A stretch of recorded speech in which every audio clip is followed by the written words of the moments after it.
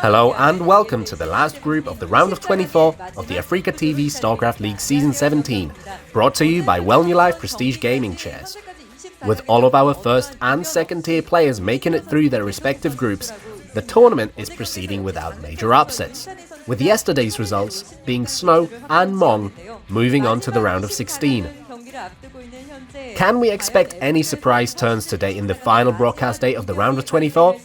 Well, let's have a word with the players of Group F. Hello. Let's start with Royal.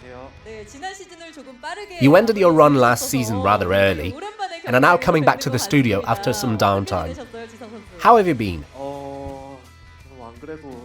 Above all, I would like to go far this ASL, so I spent my time practicing.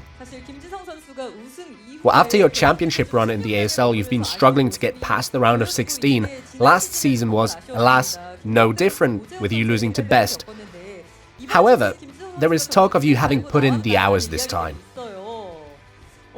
Why do you think that is?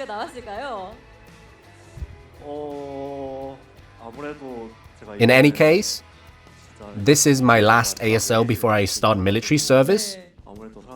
Bearing that in mind, I guess a lot of people expect me to be working hard. We're curious as to what you'll show, just as we're curious about Beast. Hi Beast! This is your 5th time appearing in the round of 24 of ASL. You had round of 24 runs in ASL 9, 10 and 13, while in Season 12 you made it to the round of 16. Having come back after a 4-season dry spell, I wonder how you're feeling. When I was playing in the ASL, it was all during the corona pandemic, so we had no audience in the studio, but seeing a crowd here tonight is giving me butterflies. I see, a little nervous but also excited about the possibility of winning in front of a live audience. Now, we haven't had any upsets in Season 17 so far. However, there's a lot of people saying you can deliver such an upset. What's up with that? I'm doing better than many might think or suspect. I'll throw a wrench in the works today. Okay, Beast is confident he can deliver an upset here. Let's now turn to Rain. You've had a very peculiar history in the ASL. You took a break after Season 8, came back for Season 13 and took 2nd place, then once again rested for a while, and returned last season. It's been a while since we've seen you compete in consecutive seasons of ASL. Do you feel you have what it takes to give the fans what they want? You could say that, but I've been all over the place recently. It's been a while since my last round of 24, and if I go to the round of 16, well, it's the round of 16 I sincerely want to advance. I'm sure you're not in the mood to be talking about last season, but I have to bring it up. You got knocked out in the round of 24, losing to Calm and Sulky. With that in mind, you must have come prepared not to have a repeat of that. Could you tell us about your prep work? The maps have changed this time a lot, so first I did some research on the new ones. I have confidence in my skills, but I think my opponents last season were very formidable. I'll do my best to advance this time. Looking forward to it. Time to have a word with Barracks. You participated in the round of 24 of seasons 9 through 15, something that didn't unfortunately happen last season. So you rested for one ASL and are now back? How does it feel to be back in the studio? Yeah, last season came as a big shock to me. I was a little anxious ahead of this season too, but thankfully I've picked up my form back up. I think I'll be fine. I hear you've had some problems with your arms recently. Are you okay? I've been playing a lot. I don't know if it's not had an adverse effect, but still, I've practiced a lot. I can probably do it, right? How did the setting up go? I think it was good. Got it. Let's now turn to our topic of discussion for Group F. Royal, please grab the mic. ASL players would often finish their career on a high note before going to the army. You yourself have said this might be your last season. I've done some research on this topic. For instance, Beast, who got 3rd place in Season 4 right before going to the military. Same for Hero, 3rd place in Season 5 before starting active duty service. And then Shuttle got 4th place in Season 6 before going off to the army. It seemed they would get this final spark of inspiration. If similar inspiration strikes you, good things might happen. What do you think? As is, I do already have a championship run under my belt, though since then my results have been lackluster. Nonetheless, I think that as long as I manage to break through the round of 16, I might make it to the finals. The round of 16 is the biggest challenge for you. Yeah, if I overcome that, there's a chance I might once again get a deep run. You're going to run away with a seed today, got it. Let's talk to Beast. Your qualifier run this season was one of the most surprising ones, culminating with you taking down Light to advance to the main event. At the time, Light's online win rate was reaching 70%, and so your match against him came as a surprise to many. Today's group is quite special indeed as well, right? As in, your results in the qualifiers must have filled you with confidence. Honestly, my versus Terran is often considered weak, but personally, I find it to be the matchup I'm most confident in. You can expect good things to happen. Looking forward to it then, based on that answer. Let's now turn to Rain. In the first round of the qualifiers, SAG defeated you in the finals. Compared to your remaining matchups, your versus Terran doesn't really stand out that much, sitting at a 41% in ASL.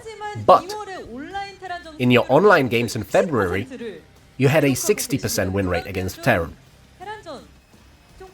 That has to have made you resolve to do well in PvT.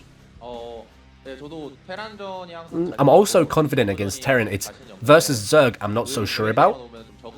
But as things are, when it comes to tournament play, I do rather well against Zerg and not against Terran.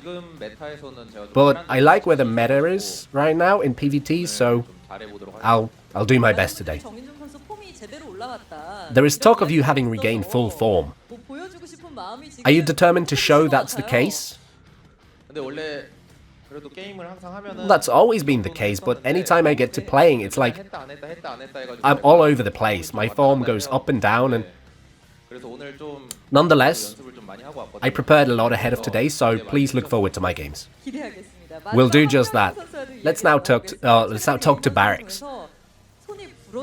On your stream, you said you would practice so hard, your hands would break. It's not easy to stick to that kind of determination as a player, but you've left the impression that you are indeed that determined. I've heard you did practice a lot, and if your hands are hurting, just how much practice did you put in, I wonder? I worked as hard as I did during my military service. You just have to play a lot to get your hands to work properly. It'll be good if I manage to show just how hard I've been working. Let's see if your practice paid off. Before we wrap this interview up, let's hear some final words of resolution from our players ahead of the last batch of round of 24 games. Rain? Winning today means going to the round of 16, and it also means I'll get to go to the group selection ceremony in a long while. I'll do my best today. Royal? I don't want to get knocked out early this season, so I'll work hard to advance today. Beast? We haven't had any upsets yet. It's time for me to change that today. Barracks? I'll show good and entertaining games. Looking forward to some great games from our 4 players today. Thanks for the interview. Only one group of the round of 24 remains here at the ASL 17, sponsored by Well New Life Prestige Gaming Chairs. Which 2 players will punch their ticket through to the round of 16? Let's find out. What's up, everybody? It is time to close out the round of 24 with Group F. It's good to be back, Tastosis. Oh, yes, it is, Tastosis. It is amazing to be back here in this hotel room with you. Yes. and I wouldn't have any other place I'd rather be except at my home. We did get to go smash some Buffalo Wild Wings. We're back. We're in a bit of a food coma, I think. And we're excited to cast these games for you. If you're just tuning into this group, we are in Los Angeles right now for some meetings. So we are recording all of these ASL days in one day in our hotel room. That's right. That's right. Yeah. And, it's been fun. It's been a good day. We've had some great games, and we're going to figure out the rest of the round of 16 right now. We're a little bit light on Zerg, so I do hope that Beast can make it through, but that would actually be a pretty big upset because it's a tough group. Yeah. We've talked a little bit about Rain. I want to see what kind of Rain we're going to be seeing here today. He does at moments look like, there's no way to stop Protoss. Like, he looks so godlike when he's on point. But when he's not, and I feel like ever since we saw him die out to light in that finals, he's looked a little bit shakier. Yeah, it does feel that way. And actually, you know what, though? I think it bodes well, Tastosis. I don't think it rains in Los Angeles that often, but it's raining pretty heavily today. It is raining right now. So I think because we're now watching this, like 24 hours later across the world, and it's raining where we're watching it, that likely rain will get out of the group. The gods of gaming are trying to tell us something. Yeah, they're trying to tell us about what already transpired. Yes. But yeah, anyways, this is... it's going to be a fun group overall, I think. We have a lot of potential for very, very good games. The only thing is I just really hope that Beast can play well. Like, even if he doesn't make it out, and we do have a very light Zerg contingent in the round of 16, I want to see him at least give good games, Yeah, I hope he can give it his best. Royal, I think, is clearly the favorite of this entire group. He's been playing phenomenally. I've learned a lot about StarCraft in general watching his play in the past couple seasons. Yeah, I mean, let's get into these games, man. This is, I don't know, it's exciting. Yeah. Well, I think it has, for me personally, Royal's won an ASL, and he's really fantastic. He's one of the best Terrans in the world. But it really, for me, it just hinges on what type of shape Rain is in.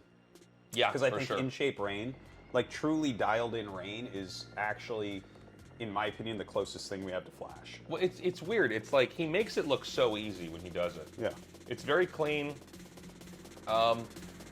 proper, and so, yeah, if he can bring it in, I think it's going to be a lot of fun. We've got Royal over here. But my favorite moment from Royal was when I figured out how many SCVs you want to have at hidden base. Do you remember this? Oh, yeah, in the finals?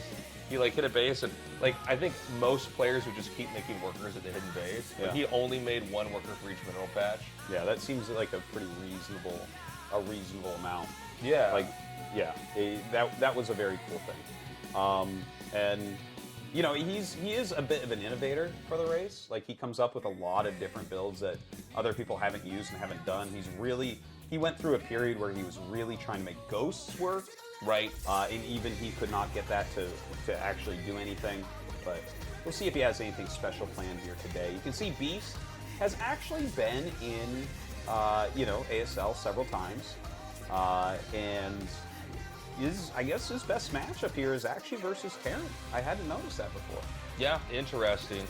Although I do think it's going to be really tough for him to take down a player like Royal. It is nice that we're having these players that are not ASL regulars but are becoming regulars.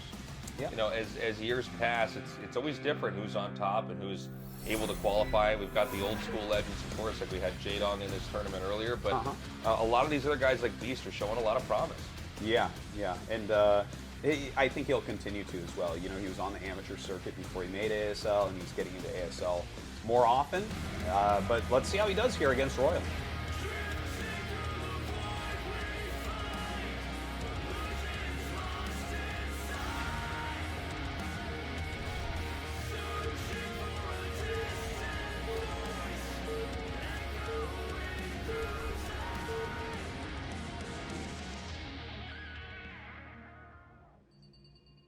All right, we've got Beast here in the bottom right and Royal here in the top left.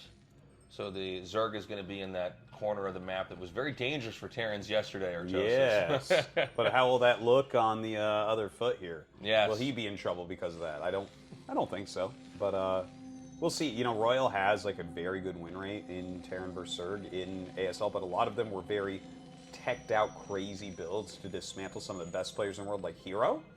I don't think he'll play like that against Beast. I think Beast having much less experience, you might want to play a more almost reactive build, you know? Like, you don't want to take, like, any big risk, I think, here. You just want to play, like, your solid A game.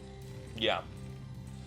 Yeah, I would say so here. I mean, Royal, I think if he just plays a clean game, he should be able to get out of this. Again, we're going to see what happens with Rain. But we've got a Barracks over on the low ground. This is Barracks before Depot. So we're going to have that Marine pressure, but they are in cross spawns. Yeah. So, you know, whenever you do builds like this, there's a 1 in 3 chance that they are in the faraway spot, but that's the situation we're in. So I don't think he's going to be able to put on much pressure.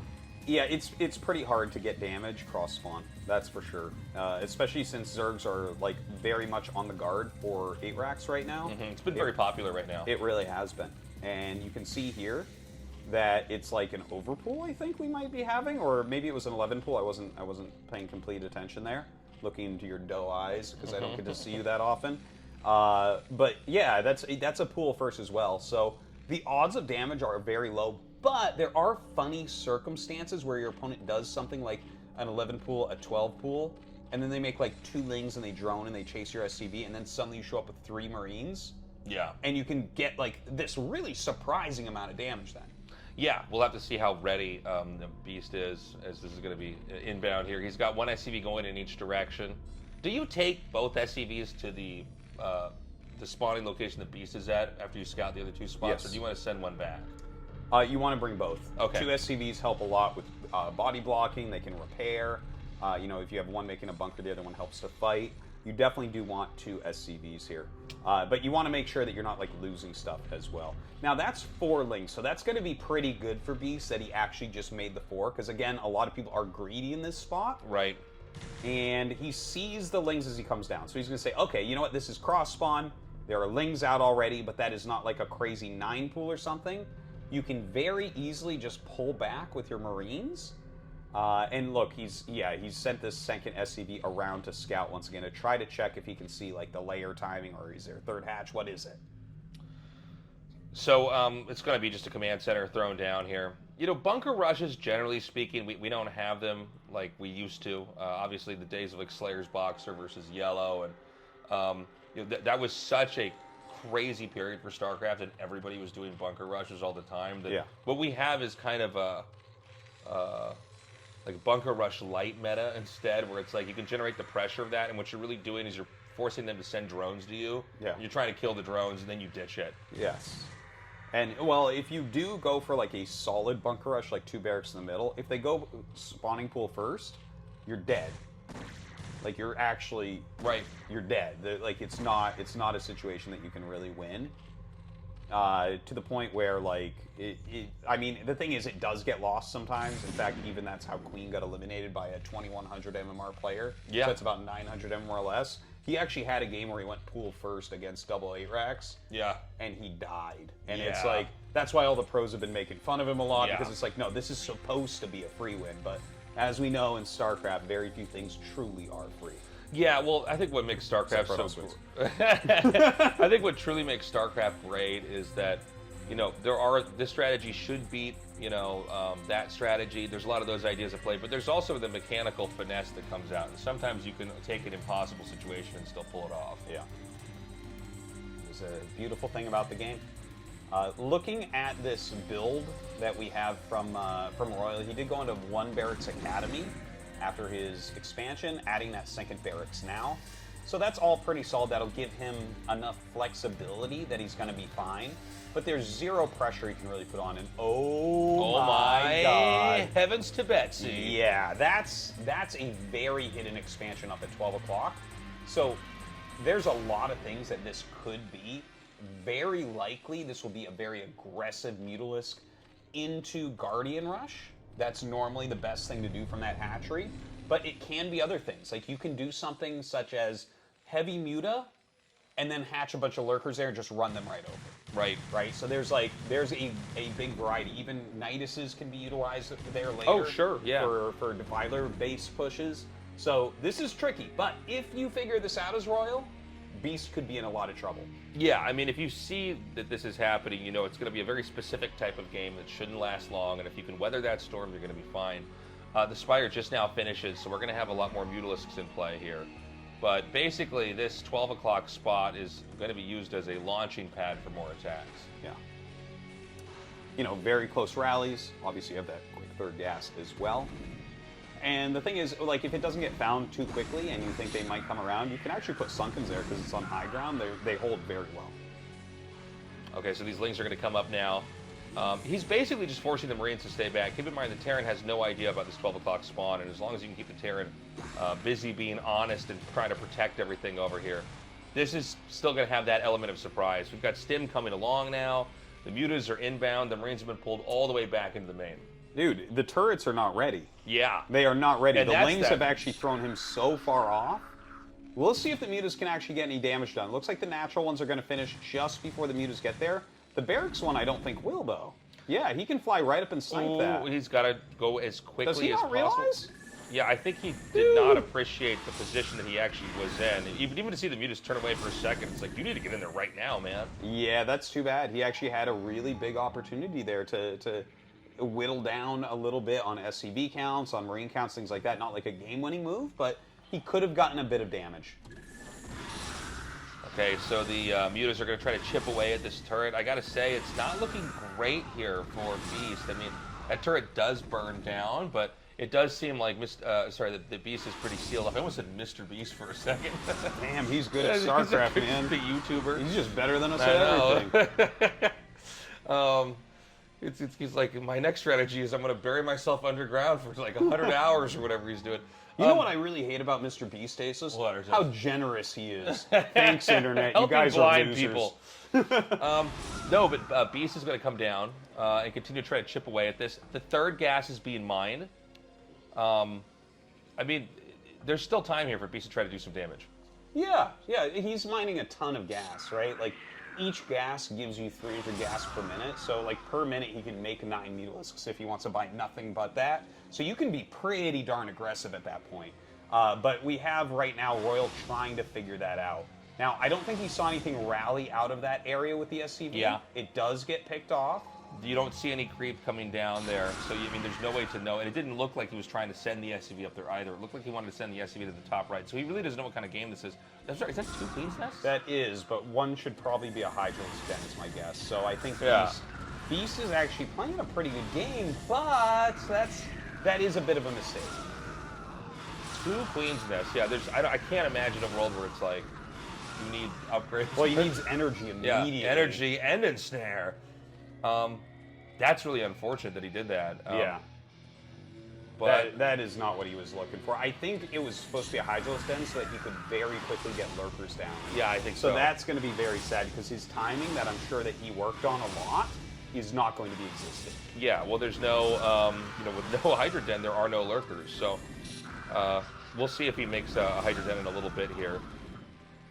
And by the way, with the hatchery this close, is it at all worth it to go for Guardians here? Does that make any sense? It's a little bit late for Guardians now. Okay. Like normally Guardians, like the hive is so fast. It still could be theoretically. There's that den, by the way. Yeah, like he still could go for the Greater Spire. Like he might just do something like wait for the scan and then start the Greater Spire, right? Because you kind of keep track of that as a Terran. But my guess is it would be like a Defiler Rush here. But yeah, I mean, it still could be absolutely, based on the amount of gas he's mining and the small amount of minerals, maybe he will go for a Guardian Rush. The Mutas are going to continue to regroup over here. We've got some more Lings coming down. You can see with the hatchery that close, the Hydras, Hydras without speed are not fast. No, they're very slow, clunky units. So it's almost like it's a proxy lurker rush in some ways, if you want to think about it like that. He's right up over here. The Lings are going to come down here. He's actually chipping away at this barracks that will burn down if he doesn't get SCVs over there in time. And again, 1 Dark Swarm in the natural, sometimes that's all you need to win the game. Absolutely. You get that, you're so far ahead. It's very hard to come back from, but Royal would be one of the players that might have that opportunity. Royal's doing a pretty good job defending up here. He's got a good spread of Marines. He's getting a lot of hits off on these Mutalisks. Now, I really want to see if a Greater Spire's on the way. This is, because it still could be that. Now, 2 Valkyries come out. Oh my god, that's a lot of damage. He does pick one off. And we either have to see, okay, there they are. There are the lurkers. Yep. So now we see exactly what it is. This is, okay, so 2 Valkyries are out. If he gets like 4 to 5 lurkers burrowed in front of the base of Royal, he should win the game. Yeah, exactly. I mean, the Valkyries are handy against the Mutalisks, but the problem is they don't have anything that helps them deal with the lurkers. So, Yeah. I mean, this is where a Science Vessel is a more well-rounded response, although, obviously Valkyrie is very popular in the kind of modern meta here. Yeah, and this is very popular as well. Like the heavy muta into the lurkers. Now, Royal knows that he's screwed. This is a very bad position. When you see lurkers already there up, like controlling your area, you think, okay, well, I'm gonna need siege tanks, but siege tanks are too slow for the Defiler. Right. The Defiler will simply put down a Dark Swarm, and you will be dead. Notice how he's not even landing that? We might see him start massing Fire Bats. Okay, he's going to get the lurkers over here. He could start to leapfrog them. Again, there's no siege mode. Is there a bunker? He's making a bunker. He's making 2 bunkers, actually. But again, the unfortunate pathing for the SCV puts it on the outside there.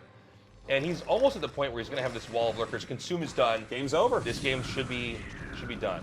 That's crazy, man. That's wild. Beast with a great play. Now, there's a dropship, so he's going to try some counterplay. But look at that. He's already got lurkers at the ramp. Everything here is trapped. You'll see the SCVs try to go to the edge.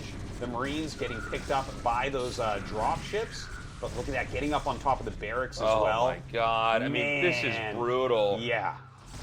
This almost looks like these are like scouting Valkyries to just see what other bases he had here. He actually ends up dropping on the map.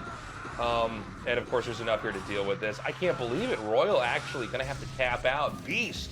Woo! Kind of making Group F a little spicy here to start things off, Tastosis. Yeah, that's pretty big. He's not Mr. Beast, he's Dr. Beast, Tastosis. Sir Beast. Yeah. So he did a really good job with that, right? Like getting those lurkers up and forcing the Valkyries by having such heavy Mutalisk play. This is a very popular strategy right now. The hidden base helped him as well because it just made the Defiler so close. But I tell you, that was superbly done. This is an unexpected upset and good for Beast. Kind of hiding a smile here, I mean, beating Royal is huge for this group. And of course, you have that cushion where, maybe you don't make it out of the winner's match, but you have a match later on in that 5th game here. But look, everything lines up perfectly. You can get enough lurkers out from that close hatchery. The consume finishes, and once that Dark Swarm cloud, goes down to where those barracks are, you're in trouble. There's not much left to do there. It's unfortunate for Royal. Like he totally misread the situation. There was so many Mutalisks, so much Mutalisk harassment. It seems like he thought that this was going to be a Mutalisk-based build. Like maybe he thought it was going to be Guardians. Maybe he thought that it would just be pure Mutalisk the whole time until he scanned the hive. Not exactly sure, but what he did absolutely got hard countered by what Beast was doing. It was a beautiful push, honestly. I mean, he really shut him down. And again, you do see some of the issues with Valkyries. They address a very specific threat from the Zerg, but at the same time, if you have vessels, you might, be able to get an irradiate or 2 off and chip away at those lurkers. You get the detection for the lurkers as well. In a perfect world, you get that irradiate off on that Defiler, so it can't get the Dark Swarm down. But too little, too late. Too little, too late. Beast goes on to the winner's match. There is a real opportunity here for him to advance. Yeah. Even against Rain. Like ZVP, dude, you do a nice, hidden 3-hatch Hydra that can beat anybody. Guys, we're going to a break. When we come back, Rain versus Barracks.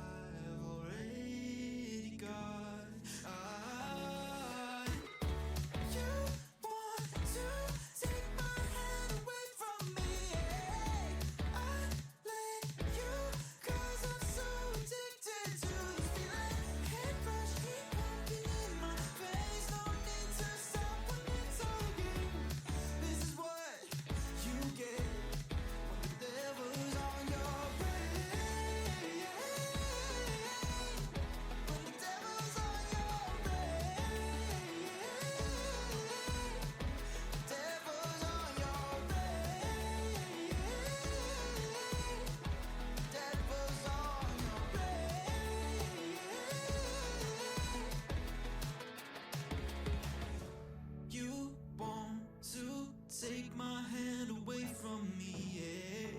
I let you. Welcome back, everybody. It's time to get into this PvP here, and I could not be more excited to see Rain back again. You know, Rain has had these periods where he's won at StarCraft, takes an ASL, did it with GSL as well, but he also will take long periods off. There was after he won the ASL, he like just wanted to focus on streaming. He was like I think doing a lot of Lost Ark and some other games on there. Sounds about right. Yeah, can't say I blame him. I think if you win an ASL, it's probably the best time to take some time off from StarCraft. Like You're probably there's nothing right. else to prove after that, right? Yeah, you won GSL, you won ASL. What else do you need? Yeah. You kind of did it in that area. The reason why I'm bringing that up is like I think it's good for players to take breaks, take some time off, and figure out what they want to do next. But since Rain has come back after winning ASL and KSL as well, he did not look to be quite the perfect Rain from before. The season that he lost in the finals, he only looked bad in the finals. And Yeah. there was like a couple very risky builds from both sides that didn't go his way. So I feel like everyone's overcritical in that one. And it was Light, who's like the best player. Right. So, I mean, I put all that together and I'm like, I'm going to give him a pass on that one. Because, like, even Flash hasn't won everything he was in shape for, you know? Yeah, you know what it is that like that was supposed to be maybe our greatest finals ever. Yeah. It was like Rain Light. And it was actually one of our worst. Worst, yeah, like worst. It was heartbreaking to cast because the build-up was so hype. Yeah. And then when we got So McQueen was actually a better finals. literally, yeah. And then Rain hasn't performed. It did seem like he just bombed on that day. Like his head wasn't quite in the game, and everything also went circumstantially wrong. Yeah. It did seem that way. But you know what? He's back here, and I don't think that he'd be playing unless he feels like he's in pretty good shape. He didn't look that great last season, right? Like he fell out kind of early. Yeah. And it just wasn't quite there. But the fact that he played a couple seasons in a row, I think he's going to be in good shape here. Hopefully right? so. I think so. And Barracks is a very good Terran, but like this is the type of Terran that Rain should be able to outsmart, right? Barracks is mostly a macro player. Yeah. And he's not the smartest macro player. He's just like a good mechanical player. Yeah. And that's like the type of player, I think, that Rain would match up best against. Yeah. He's like, oh, you're just going to have like as many units as you can have. That's fine. I can outdo you. Rain is very strategic as well. Yes. Like you look at Snow, and I mean, Snow really is like, it's hard to imagine anybody being better than him, but like, I don't imagine we're going to have a game where it's like Rain got so many kills with his Reaver and was just able to max out damage at a level that we don't normally see. Yeah. Usually Rain wins with really solid builds, good tech. He never attacks unless he knows he can win. Anyways, I think we're about ready to get this match going here. Yeah. All right, Radion will be our map. Let's see who is going to win and go up next against Beast. Tastosis, you did it again! I just watched Tastosis put the finger gun in his mouth because he realized. It's so funny because you do that on that screen. That's never the last screen. This is it, where they zoom in. Now we're safe. Dude, I don't want to hear anyone talking during this part with the zoom cameras. Yeah, this is... The casters ruined this part by talking over this.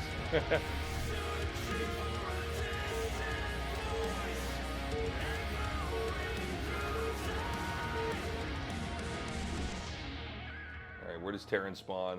Are we going to have a Terran in the bottom right where they always get murdered? Yeah. Unlucky spawn. Yeah, Raid in the bottom left, Barracks in the top left. Yeah, so actually, the top spawns are slightly better for Terran than the bottom spawns. Is that just right? To throw that out there. Yeah, because the bottom spawns on every map for Terran, your gas is sticking out, and it just makes the building placement a little bit worse. And also, if you scout quickly with Protoss, those gases are really easy to get to, whereas the gases on the top are very hard to get to. Right. Like, basically the first time you see the probe is when it is almost to the gas.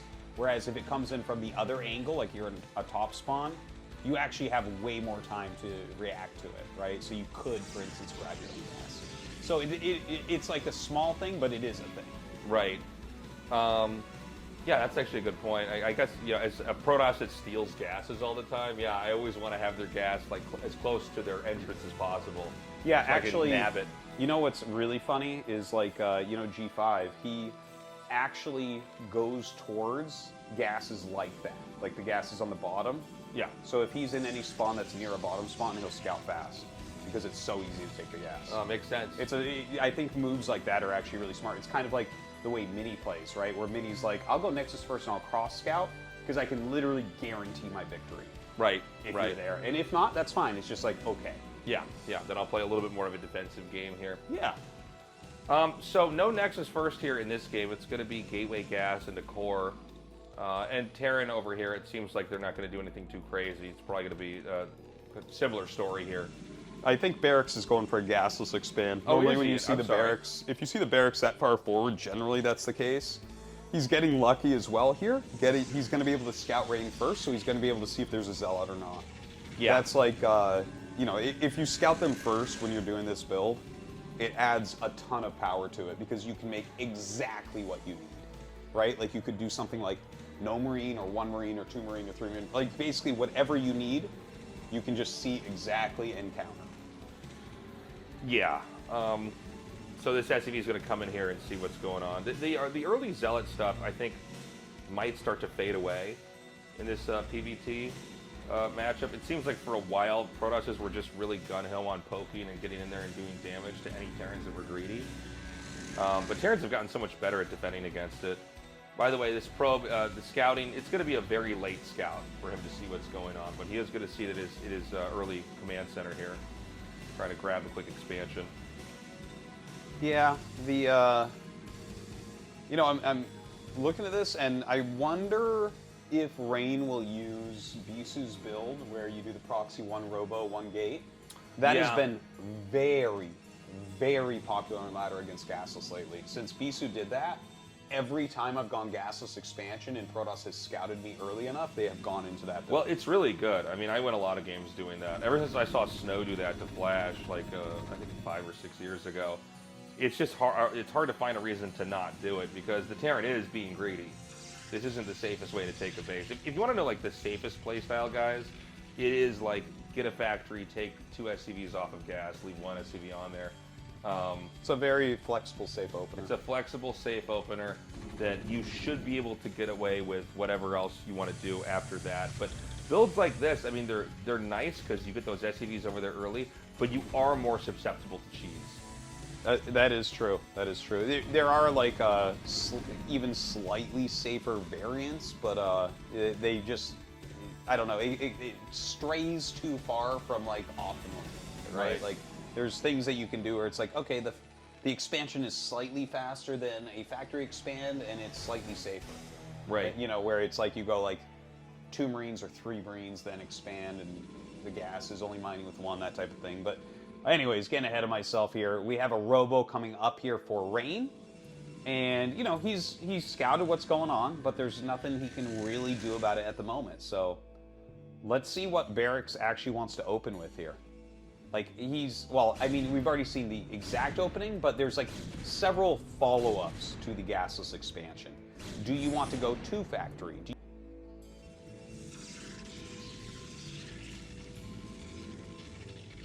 Factory, Starport Factory from a gasless expand. Really? It's really good.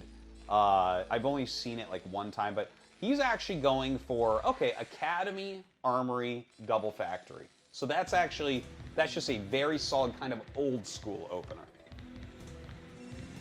Yeah, everybody's getting Reaver after the second base.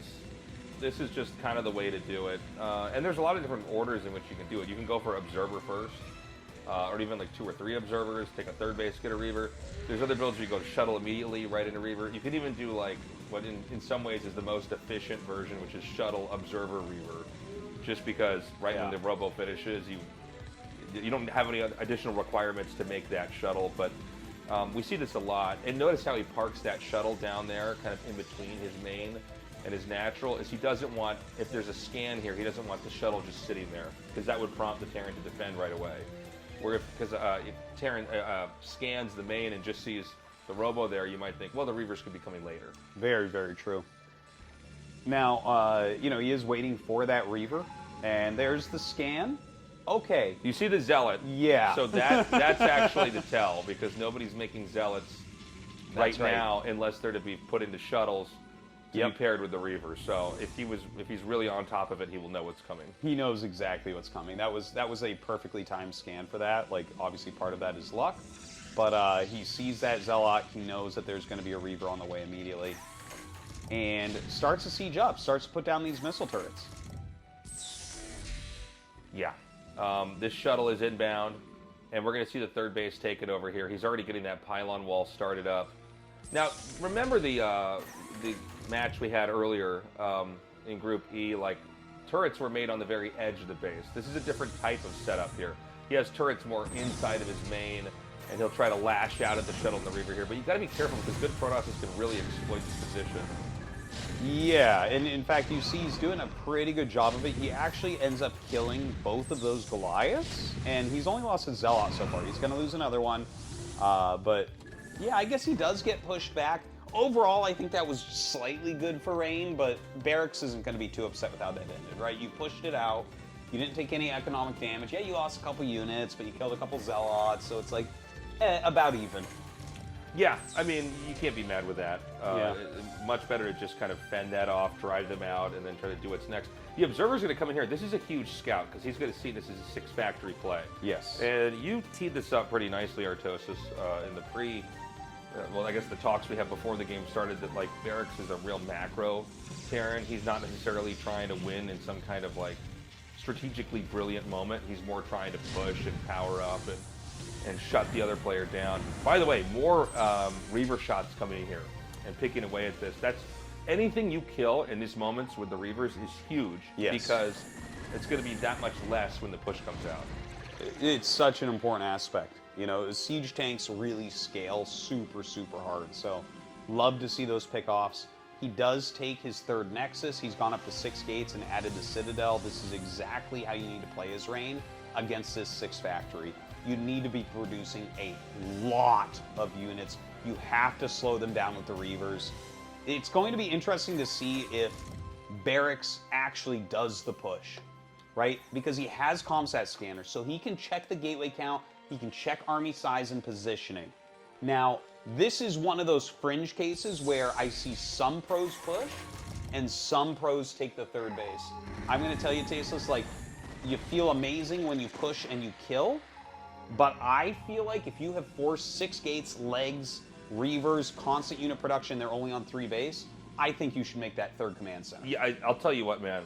It's the worst feeling ever for the Protoss when you think that the 2 base push is coming, because you'll cut a lot of probes. Yeah. And then you realize they're just not going to move out, and they've been making SCVs the whole time, and it's the command center lands. Yeah. No, I prefer that type of play, but I've seen pros try really on both of them. So we're going to see what Barracks' choice is here. So the idea is you throw the shuttle down here.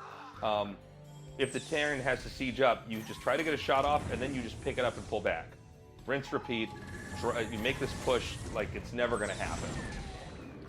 Well, he is slowing it down. He is picking some units off. The Reavers go down, and he's going to be able to pop them in a matter of seconds after killing that shuttle. Rain's engagement is kind of crazy. That did not go well for him. He lost a ton of units and barely killed anything there. That seemed way too fast for me. He's got Zealot legs on the way. He's got all these extra gates. He was slowing everything down with the Reavers. Why is he shoving there when his units aren't in position? It made no sense. You have to be more conservative with the shuttle and the Reaver, because the easiest way for the Terran to get the leg up on you is to just snipe your shuttle. And he did that, and that's when, I think Rain's kind of forced to do this, but he dives with the Reavers and the Dragoons. Yeah. He's hoping he can maybe get, 3 or 4 crazy shots that will wipe out the tanks. But then when that doesn't happen, not only did you lose your shuttle and your Reaver, you lost a bunch of Dragoons as well. This is, any Terran would love this position after you've killed the Reavers and the shuttle. It's like, you get right across the map. You see, he pushed that distance almost instantaneously. I blinked and he was outside the natural of Rain. By the way, he's been so on top of scanning and killing observers. Yeah. There's no way to kill the mines off right now. I think we might just see Rain die here. Yeah. He's dead. There's no way you can win from here. He's lost so many Dragoons completely for free, still losing them for free here. gonna start losing a ton of buildings as we have Barracks pushing in. And Barracks is like on top of 6 factory macro as well. You can see Rain actually has kind of a big bank, and Barracks is spending down to nothing. Yeah, he's just going to continue to spam out these spider mines. It's so hard for Protoss. Once they lose that shuttle in the Reaver, and the Terran gets wedged in the natural like this, it's a nightmare. Well, I think that's when the game is basically over, right? You had to make the decisions before then. You had to not overplay the Reaver. You had to not shove in before Zealot legs, right? Like, if you just slow them across the map, the size of the arc of units you have on 8 gateways with speed shuttles is pretty absurd. Yeah, that's going to be that. Rain goes down. Wow. Well, this is reverse day, isn't it? Yeah. We have the winners match between... reverse day? Reverse instead day. of opposite day, it's reverse day? Well, it's so... Well, I guess that's why they call it backwards day. Yeah. Dude, well, I mean, that is basically what it is. Like, opposite day is, like, too obvious. Yeah. It's even opposite of opposite day, which isn't a regular day, it's reverse day. But Barracks is going to be playing Beast, Battle of the Bees, in more than one way. That's right. Okay? That's right. These are ranked 3 and 4 players going at it. Yeah, this is crazy. We're going to have a Rain versus Royal losers match. Yeah. That's weird. Well, I'll tell you what, man. Rain did not look great here. You should see this coming as the Goliaths are coming out. They will literally try to come out and snipe the shuttle. And look at this. Barracks actually did stop his SCVs. Like, he was really going hard on it. 45 is like what you want for a 2-base all-in. But look, we're about to see this, right? And then he pushes forward here, loses the shuttle, tanks target down the Reavers, and he still shoves. Look at this. 3 slow Zealots coming from behind, picks off 1 additional tank there, and that's it. That's what loses lost like the game. 7 goons for 1 siege tank. Yeah, it's and crazy. he lost his Reavers. You can't play like that. You know, there's a world where you're a little bit more conservative with the shuttle and the Reaver. You even let the push come. A lot of times when you're going to deal with this, you let the push go out, and you actually come in from behind and block off the reinforcement. Yeah. Force them to go back and basically you run can the flank clock. it at that point too, because Exactly. at that point he's got 8 gates macroing, and you have Zealot legs finishing. So then you just smash into it from 2 sides. Yeah. Like, this Rain Right. is going to be kicking himself because he is a smart player, and this was poorly played. Well, it was poorly executed, Yes. for sure. Like, he knew what he was trying to do, but, I mean, this is what makes StarCraft such a beautiful game, is you do have the element of control. Can you actually micro this right? And that's where Barracks came out on top. We're going to go to a short break, guys. When we come back, the winners match, Beast versus Barracks. What?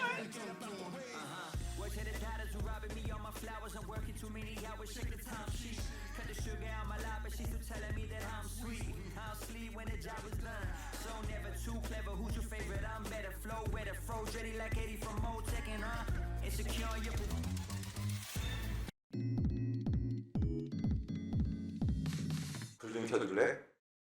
내 의자 좀 보게.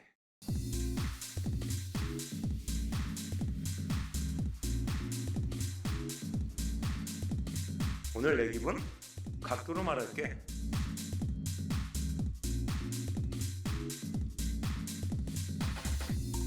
이 바퀴 내 무게가 다 담아줄까?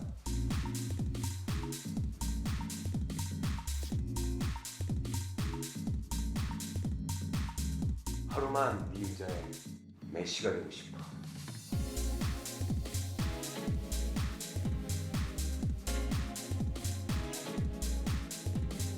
알고 싶어 너의 커스텀 값.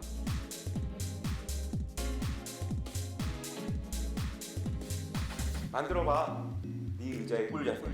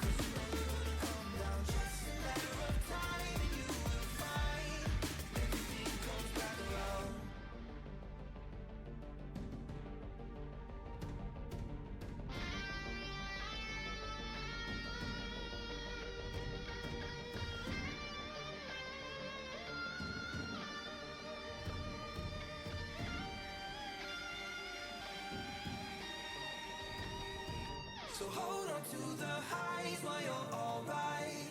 Cause you know you're gonna come down. Just a matter of time and you will find everything comes back around.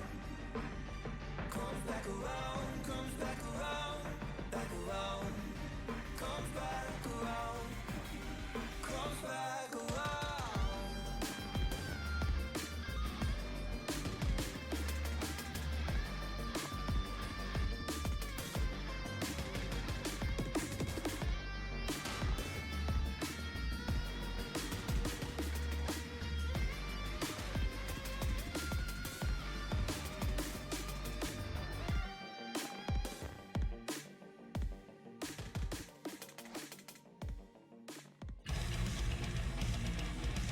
Welcome back, everybody.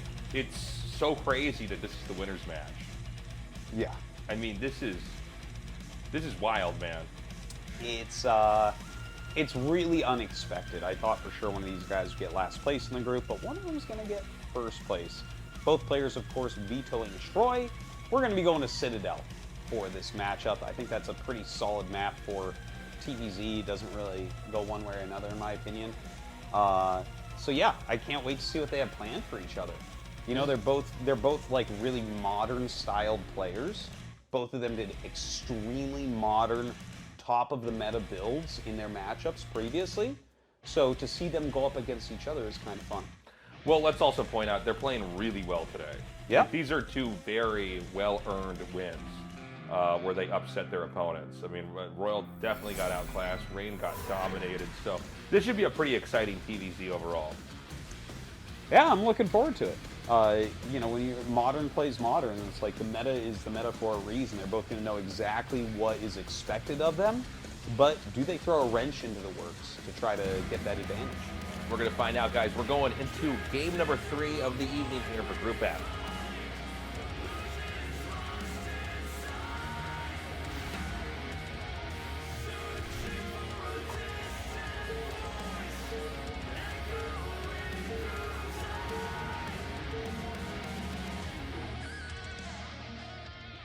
Okay, we've got both of our players on the left side of the map. It's going to be Beast up in the top. And that will give us Barracks down here in the bottom. Before we get into this match, guys, we just want to say we wouldn't be able to do what we're doing right now, as in casting these games for you guys and getting this thrown up on YouTube, without the support of Patreon. So thank you so much, those of you who have gone out of your way to support us there. We really appreciate it. You are helping keep the history of StarCraft in the English language alive. Yeah, you guys are the absolute best. Thank you so, so much. And if anyone else wants to check out the Patreon, it's patreon.com/ASL English. So, yeah, I mean, when it comes to this game in here now, I mean, Beast has already shown he's very willing to, like, kind of get into Terran's face and try to go in there, go for the jugular right away. We could have something similar to the game that we had before. Beast just in general seems to like these very active games. He's not someone who's going to try to go, I don't know, maybe for like Crazy Zerg, like try to do a long drawn out game. Yeah, he does like some of the more like technical, like Mutalisk base openers, right? He does have that really great micro. That's just like, I think if you're an up and coming Zerg, that's just like what you do is like when you're a young player that's rising, you're rising on the back of your Mutalisks, right? Yeah. And it's like, there's not that many Zerg players that really have just such a huge variety of strategy.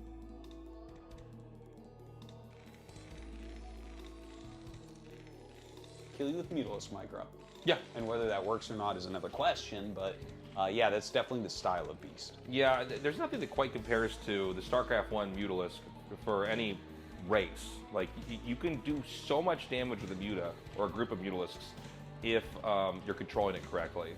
And so a lot of times, you know, there'll just be players that are able to execute in micro and engagements that they'll leak out so much more damage than one would ever normally imagine.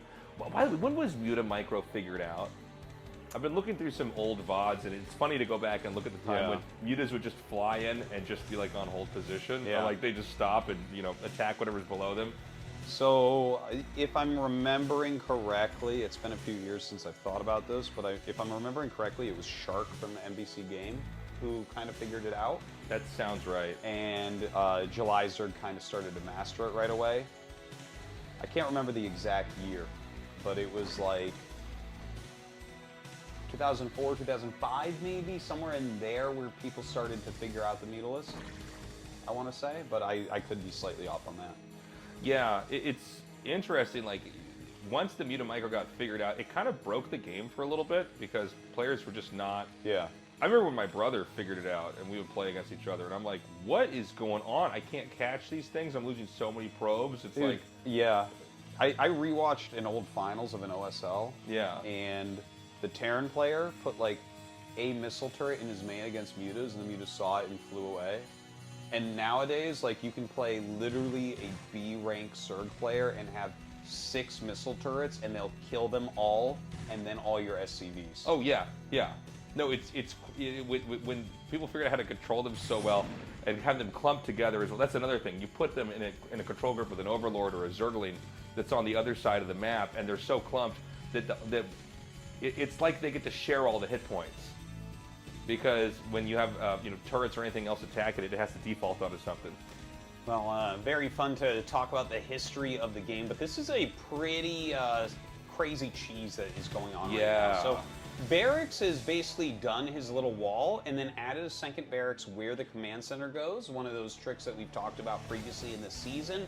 And he's just going for a 1-base Marine medic push. If Beast stops this, he wins. Like, yes. You have to kill him with this.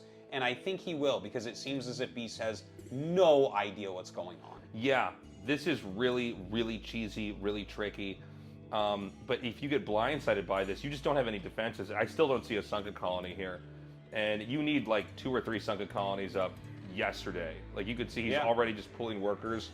We may just see him tap out here. Yeah, this is terrible. The Firebat being here makes it almost impossible to hold. He's throwing down Sunkens in his main base, which makes sense. There is a Zergling counterattack coming up. Yeah, there's nothing to do here.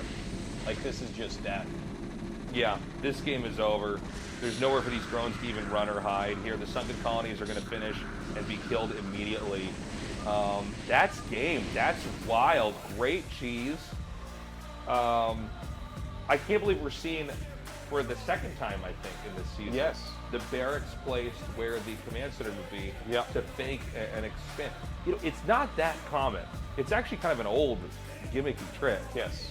But it's wild. This is like year 25 of StarCraft 1, and it's like, why, I don't know, why are we seeing this so often right now? That's really interesting. Yeah. You know, I think it might have to do with like scouting patterns and things as well. Like, you know, there maybe the Overlord goes in one direction, and you're thinking, okay, well, he's not going to be able to peek, right? Like, maybe he can run the Zergling up to the wall for a half of a second and probably not have time to click on it because he has to click the Zergling away, that type of thing. Yeah. So it'll look like command center, and then if there's no Zergling right in front of the thing is, you could see the way he was moving his Marines. Like, he moved out just a handful to see if there's a Zergling. Because if he can push that out of the way and you don't see it all coming, then, you know, that's it. See the little group of Marines walking out? Like, these Marines are watching for anything else, and SCV is going up for a scout while the other one's being chased. And it's just like, yeah, this is... If you don't see it coming, you lose. It's as simple as that. If you see it coming, you make 3 Sunkens and you win. Yeah. And like, there's nothing Terran can do if those 3 Sunks are up. It's like, oh, okay. The game's over. Like, they go Mutalisks and you die. Yeah. Well, straightforward, tricky build pays off. The Zerg never gets to go to the macro game they were going to try to develop into. And so we have Barracks getting out of this group first. Isn't that wild? I was so confident he was going to be knocked out first. Yeah. It's surprising. And that means Beast will await the winner of Royal and Reign. So kind of wild to see him win this group. Definitely not, like, if I rank the top 16 players this season, I don't put Barracks or Beast in, you know? Sure, yeah. But I mean, it was a great play. You know, he also gets to hide anything else TVZ that he's got. Yep. And when you already don't have that many Zergs, you know, alive in this ASL, that's pretty handy too. We're going to be going to an interview in a second here, see how Barracks is feeling. He is getting that second to last place in the round of 16. ASL 시즌 17 24강 F조 경기 함께하고 It has finally happened. We have an upset on our hands, as Barracks makes it through in first place here in Group F of the round of 24 of ASL Season 17. Congratulations. Thank you. Barracks, you went through today's group like a bulldozer. It seems having taken one season off was just what the doctor ordered, and the practice you had put in really came through. But first, let's hear how you're feeling now that you're in the round of 16. I honestly did not see myself advancing in first place. I saw this as a challenging group. I was doing it as I continued. I tried to keep myself in check. I kept thinking about the interviews, and I kept imagining what it would be like to lose and what it would be like to win. But now I feel really good. Both in your games against Rain and Beast today, well, you've always been an aggressive player, but it feels you've still kicked it up a notch. Did you decide you have to get even more aggressive during your preparation? At first, I tried to focus on macro, but things just weren't falling into place. So I thought, my win rate's good when I just stick to my guns. I kept switching between different builds, because I practiced so much. I had a lot going through my mind. I changed a bunch, and I guess the result is I play more aggressively now. Going for a quick expansion in the game against Rain, you managed to scout him and then very impressively dealt with not just the shuttle, but the whole army accompanying it. You first sent the Marines in, then focused the shuttle with your Goliaths, then took down the Reavers. How do you prepare to do something like that? Well, first it's about denying the observers. Now, I usually take fights like this, so I guess my hands are just used to it. Things went just like in practice. In the winner's match against Beast, he went for a 12 hatch, so you went Academy first. Did you think you could end things quickly like that? Or with that? I did take that map into account. I practiced a lot on Blitz, but then we ended up playing on Citadel. So let's just do whatever comes to mind, I thought. I did have something else prepared, but suddenly a voice in my head told me to just go for this build instead. Then I realized, oh, hang on a minute, I can actually win. Yeah, things went nicely. You said you would go with the flow and success followed, but that was all off the back of tremendous amounts of practice. You're now advancing through to the next round as a scary Terran contender indeed. Let's first hear what your resolutions are ahead of the round of 16. I'm still lacking in many regards, so first, I need to pick up the slack. And I want to show good games. I'm already practicing a lot, but I still want to polish my play. Any words for the fans in the studio or colleagues who helped you practice? I'm always thankful to the fans for their support. It's thanks to that support I practice as much as I do. So thank you. And I would like to thank all 6 of my Terran, Protoss and Zerg practice partners. Mind, Sharp, Snow, Motive, Jadong, and 815. Thanks. I'll keep doing my best. Once again, congratulations on making it through to the round of 16 and see you at the group selection ceremony. Thank you. And this gives us an all fired up Barracks advancing through in first place today. We'll be back in a few with the losers match.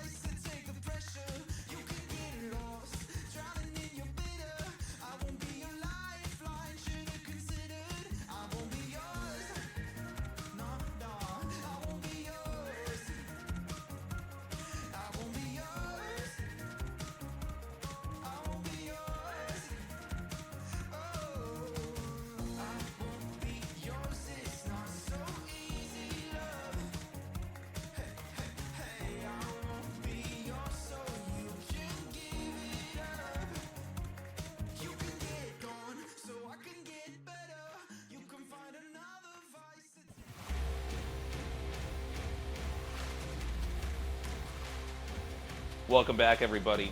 It's time to eliminate one of the players here in the ASL. We knew this was going to come. We just didn't expect it to be with these two. This is Royal versus Rain. Royal versus Rain. That's a couple very strong players. In fact, a couple ASL champions. Yeah. And we're going to go ahead and boot one out because Barracks did a 6-fac, 2-base all-in, followed by a 2-racks, 1-base all-in. And I can't wait till the round of 16 where he does a 0-base all-in. I'm not sure a Starport 0-base all-in at that point. But no, this is going to be a wild one. We're going to go to Blitz Y, so like a kind of a complicated map to play. Is Rain going to play it cheesy? We're not entirely sure. Does Royal timing push up the center? I don't know what we're going to see, man. Rain seems not that inclined to cheese very often. He Yeah. seems to play like a pretty honorable Protoss versus Terran pretty often, just kind of macro up and attack. But you know, if you're going to cheese on any map, this is a great one to do it. You know, gas steel's always good, but proxies as well. Anyways, guys, we're going to get into that game now and figure out which of these two ASL champions is about to be knocked out of this season.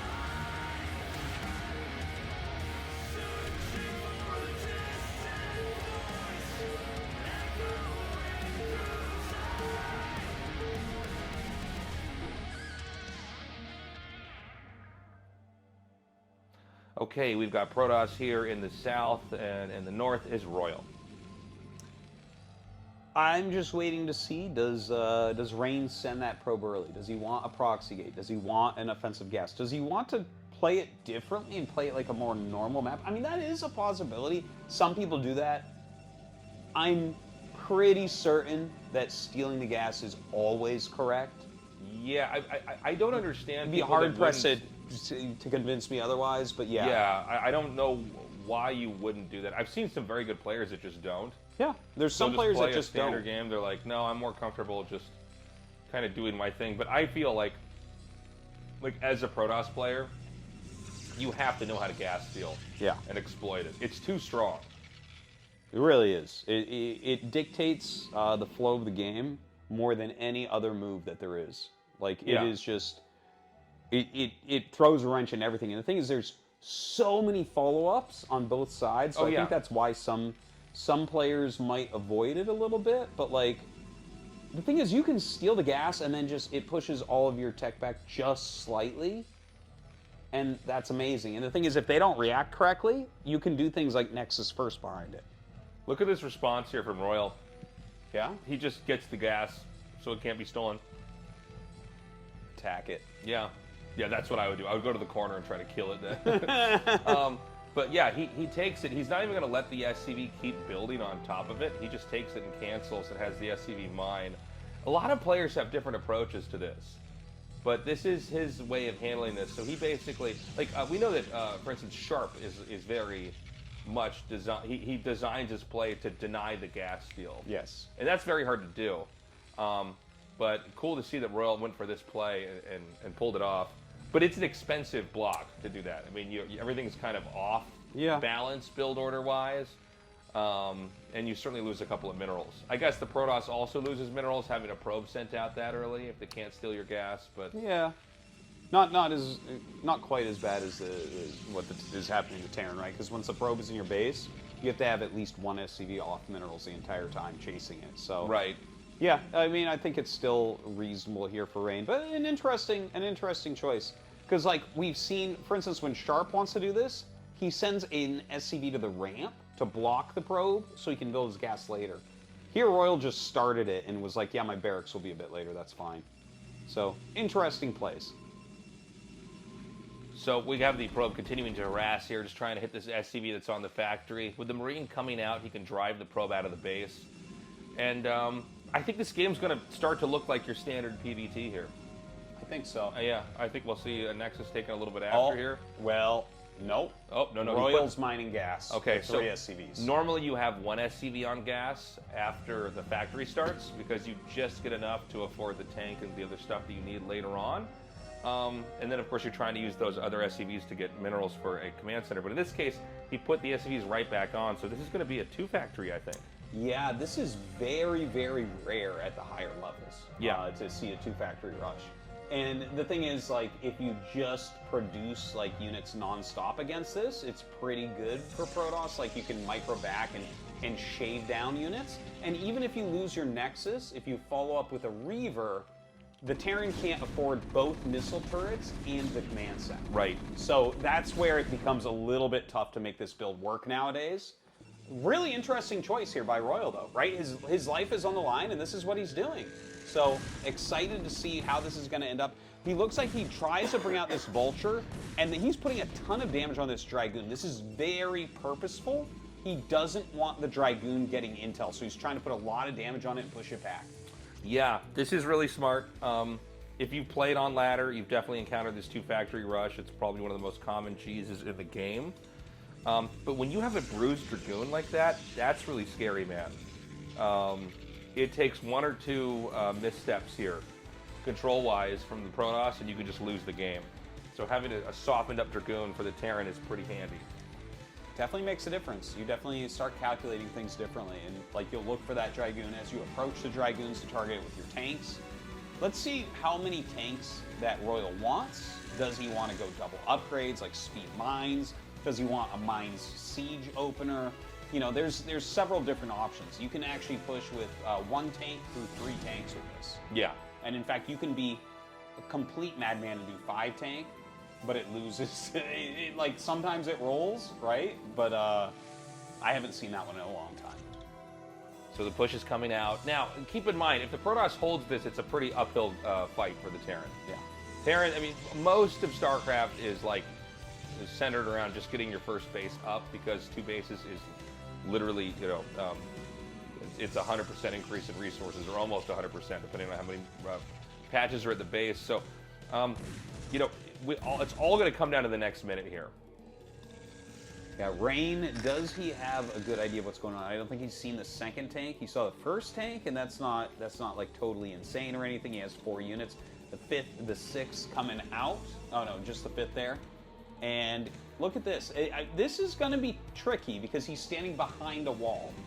Yeah, he's completely sealed himself off, but if this is a siege mode push, this is really bad. Yes. Because suddenly that wall that keeps you safe from Vulture harass also cages you out from the siege tank push.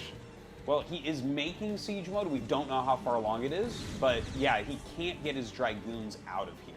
So that is going to be a big deal. Now Rain realizes what's going on. He starts working on the egg a little bit, but actually stops, I think, because he knows that buildings are just going to die. He doesn't really need the observatory. He does need to make sure he doesn't get supply blocked, though. Yep, and there it is, siege mode. Ooh, this Rain is scary. Rubble, man. This Yeah. is really bad. The observatory is going to go down along with the pylon. Now, that's not the end of the world, because what's more important right now is he just uses the 1 observer and then tries to get a shuttle and a Reaver to fight this. But this is looking pretty bad, dude. Yeah, especially with the barracks floating. Yeah. He can push it a lot harder because of that. Now, Rain actually finds a great angle. He's going to be able to pick off that siege tank from the high ground. That was fantastically done using just the 3 goons. So bad positioning from Royal. That was a big mistake. Yeah, he should not have been hugging that location so closely. More tanks are going to be being made right now. So what's going to happen is Rain has to figure out, can he even save the Nexus at all? I'm looking at this right now, and I think no. I don't think there's any world where you're going to come out and salvage that Nexus. No. But you could also just go up your ramp and try to play from a very contained position. Yeah, he's right now killing off the eggs, so it looks like he wants to try to shove his way through. There's more gates on the way. I saw a Citadel. He must be going for like a Dark Templar drop here, huh? I guess so. That actually... So I have always thought Reaver was supposed to be the way to do it, but I'm kind of intrigued by the DT thing because he doesn't have a scanner. Yeah, so the DT, like going DT drop, I don't know if you recall this. I think you actually casted it, but I played Rain on the ladder and I did 2-fact against Tastosis, him. I was going to bring this up. Yeah. He did DT drop against me. Was that? Yeah. He did. So actually, he's still doing the same thing he did like 4 years ago. So this is really interesting. I think especially for people that play a lot of ladder games, because this cheese is so common.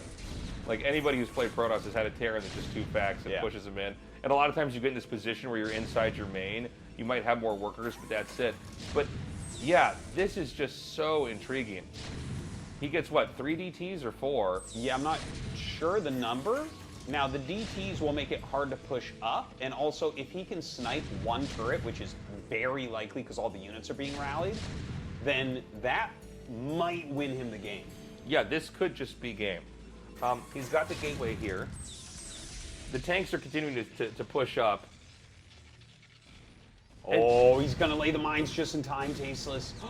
I think this is really good for Royal. Oh, please go back. Okay, here we are. Yeah, I think literally like at the last possible second, Royal has the mines up here. One of the reasons why we see Reaver with this a lot is the Reaver can basically always get damaged. Yes. I mean, you're not afraid of a turret or anything like that, but with DTs, you know, so much of it's hinged on just not being seen. And if you have mines and vultures and 1 or 2 turrets in the main, that's usually enough to keep a shuttle and DTs out. Now he tries to run some zealots in, drops some off as well, gets a bit of a mine drag. Let's see. Oh, he doesn't quite get that drag he was looking for. Only actually gets one of those tanks. And look at this. He goes around the turrets and mines, drops the DTs, picks off a turret, and now he's going to kill a factory. Is he actually going to kill it? It gets picked up. He is just out of range of that Dude. mine. That is insane. This is wild. This is so crazy. He soaks up that hit. This factory is going to have to be lifted. There's another turret that's about to finish. Oh my god, he's so close to that mine. It's... Oh my god. Okay, loses one of the DTs, but finds an angle where he still can't be seen. Lots of gateways dying. He's actually just rebuilding gates in his main. This is one of the wildest early games we've ever seen. This is crazy. He's now going to use the DTs to block the entrance. Again, no scanner here. Some zealots are getting fished into the fight. Comes forward with this now, trying to utilize those Dragoons on high ground to pick off some seat.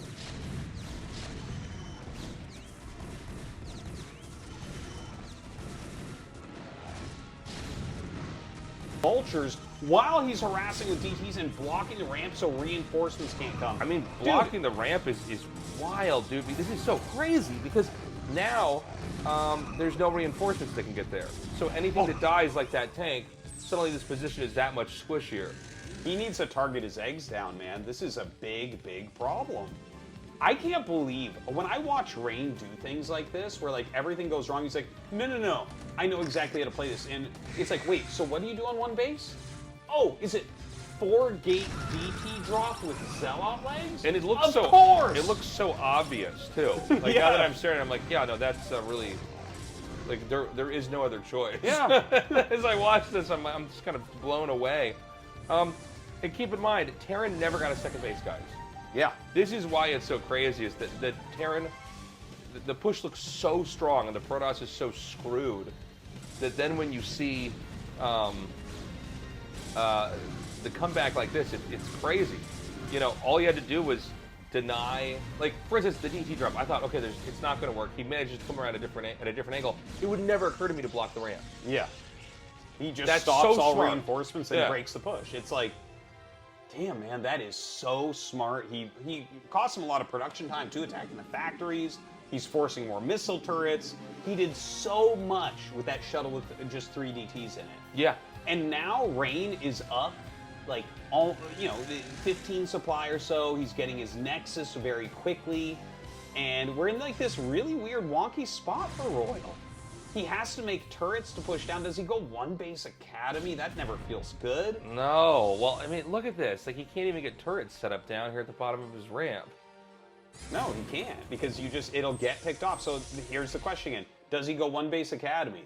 That's like, it feels terrible to get 1 base academy, because it's like you got 1 scan. I guess your command center, before you float down, you can make a comm set and get a second I've seen scan. that. That's the only way you can guarantee a turret because of scan duration. I mean, this is so tricky. And getting the second's already happened, but the third is going to come right away here. He's just going to clear out those mines. Remember that the Protoss never lost any probes, really. Yeah. The push came in, and he just pulled the probes right off. So he's going to be able to saturate these patches. Terran should have significantly less SCVs. That's for sure. And, this is actually like a lot of tech that we have for Rain as well. He's taking his 3rd Nexus. He has a good amount of Dragoons. He has Zealot legs. He has High Templars now. He has the shuttle out. Observers all over the place. Looks like a great position for Rain. I think he's going to do a storm drop, which would make a lot of sense. I mean, he's got at least two Templars in that shuttle. Yeah. And the truth is, a lot of times when the Terran does do the 2 factory, and they take a second base later, the National's never that well defended. Yeah. It's not like if you saw them expand really early and then everything's kind of in place. There's a lot of catch-up that has to be done. It's really hard to have the money for the command center and the turrets like we were talking about before. Like, it just, you can't really afford everything. Your expansion is so late. You're trying to catch up on units. You're trying to get into upgrades. You know, just all the standard stuff that you want going forward in the game. So there's definitely a possibility that Rain can do something like a High Templar drop. Hell, maybe he just goes for like a frontal attack. Like, I feel like he has a lot of options here.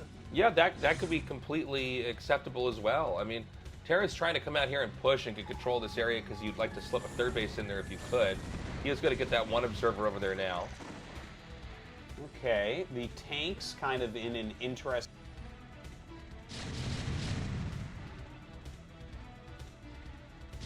Be a great side storm location. In fact, he brings forward some zealots to sacrifice to get those storms off. So he's going to get multiple storms off here and pick off a ton of siege tanks. But losing a lot of dragoons up here, that floating barracks, saving the day.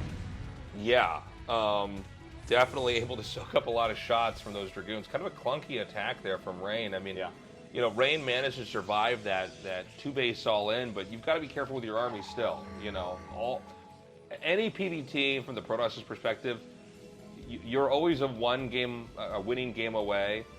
All you have to do is mess up with your army one time to drop everything.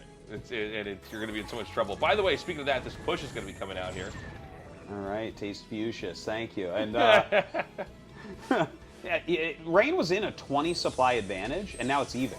Yeah. So like that one weird move he did trying to storm the tanks, like he wasted a ton of units there, dragoons, zealots, everything. So a kind of a tougher position now. Oh, I love the DT sneaking up while he's like clearing things at the front. Look at that, drops a zealot out to clear some mines as well. This is some really good positional play by Rain. Yeah, I love that. He takes out 2 tanks. There's just 4 tanks left over here. Look at the really nice spread as Royal's going to try to inch in a little bit further along here. Another observer's going to come up here to try to spot. I don't know. Is this push going to work, Artosis? Pushing through here is really strong, but Sidestorm is a good counter to it. So let's see. You know, you get very clumped in there. So up come the High Templars, and I think they are going to get some good storms. See, that's a great storm right there. There's just nowhere to run to. Yeah. So the storms just fill up the entire bridge that they're standing on. He shot down that one High Templar over there. He gets the tank, but I only see 5 Dragoons here. It's a little bit tough still. Royal's still bringing units down. A lot of speed zealots getting in front of here. You can see those vultures trying to block, but then the siege tanks start hitting the zealots, and actually those vultures start to explode really, really quickly. And definitely right now Royal is being cost efficient, but it's still like hard to push his way all the way through here, but gets those High Templar. Yeah, he looks like he's taking these mines out over here now. Dude, I think Royal might actually have enough. This is starting to look worse and worse and worse.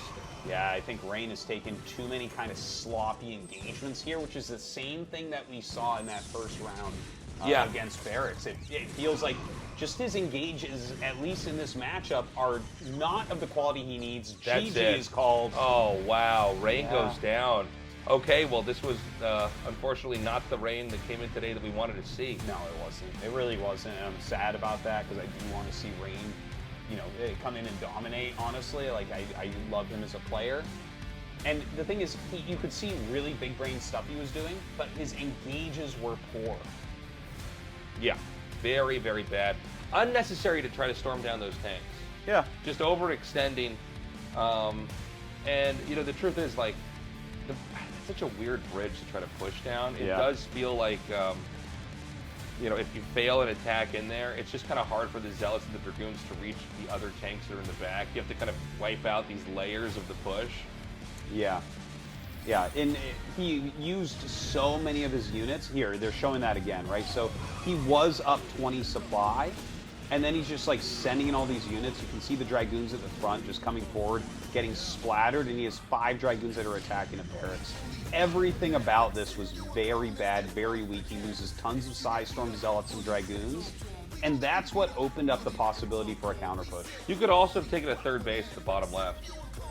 Yeah, absolutely. You know, I don't know Yeah. that this base is safe to be trying to take. It might not be. Well, I think if you have all those Psystorms and all those extra units, it's no problem. Like, you're going to hold this. Yeah. You know, I can't imagine.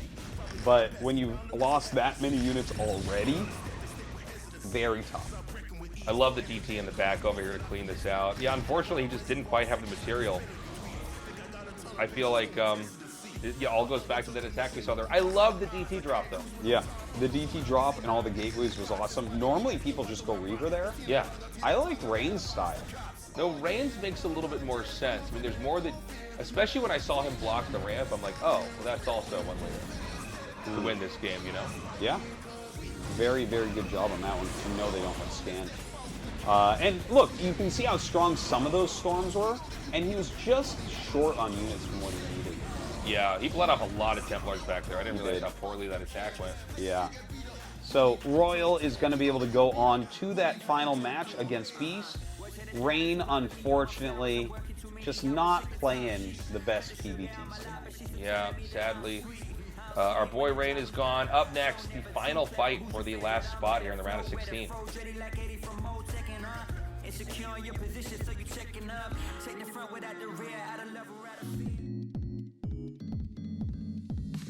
불 좀 켜줄래? 내 의자 좀 보게.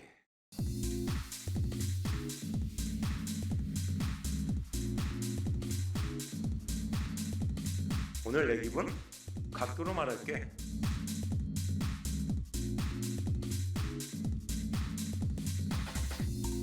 이 바퀴 내 무게가 다 담아줄까?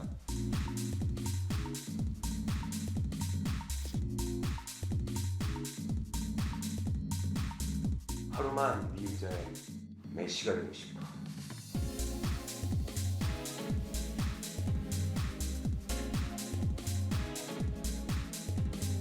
알고 싶어 너의 커스텀 값.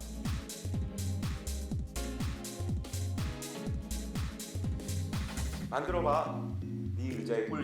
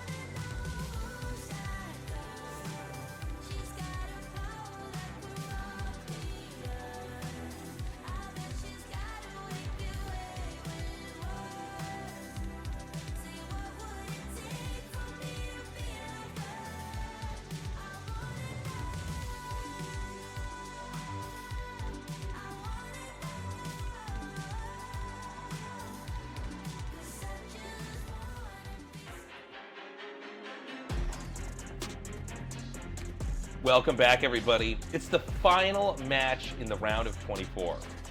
This is going to be Beast versus Royal coming up. Yeah, a little bit of a rematch. Beast actually really destroyed Royal last time. I feel like Royal didn't really figure out what was going on. Maybe he just thought it was Guardians, right? Because you were Yeah, questioning that well, a I lot. thought it was, but I feel like a lot of times Tastosis and TVZ, I think it's Guardians and it's not. Yeah, yeah. It's kind of like when I think the Nexus is being blocked by a pylon. Yeah, this is my Protoss insight into the TVZ matchup. Yeah, yeah. But look, this game is going to be on Retro, I believe I saw. Yeah. If I'm not mistaken, it's going to be on Retro, and a pretty good TVZ map overall. You could play it the same way. I don't know that we'll see that from Beast. Yeah, I don't know what to expect. I don't know. I'm sure he has a good plan. Well, be ready for anything here. You know, keep in mind, Beast, that was kind of his big prep thing for Royal. Was he going to try to play like that again? Does he have a different kind of play style he wants to bring? We're going to find out, guys. This is that final match here in the round of 24. The winner goes on, and the loser's out in the ASL.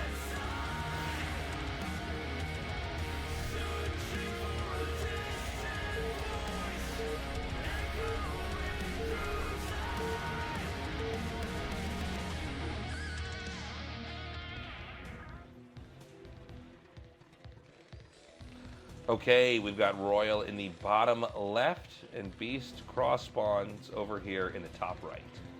Yeah, so we have that cross-spawn scenario once again.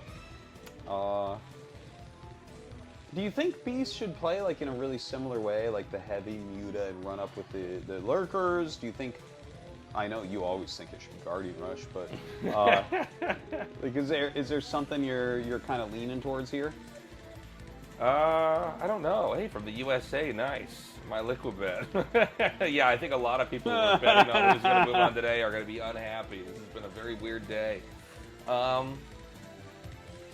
don't know. You know, I mean, I feel like if he's going to do the same thing that he did in the first game against him, Royal should be able to hold it much better. Royal was on the wrong page with what was happening in that last game. He was making Valkyries unaware that it was actually, you know, lurkers that were going to be the closing move. Yeah, yeah.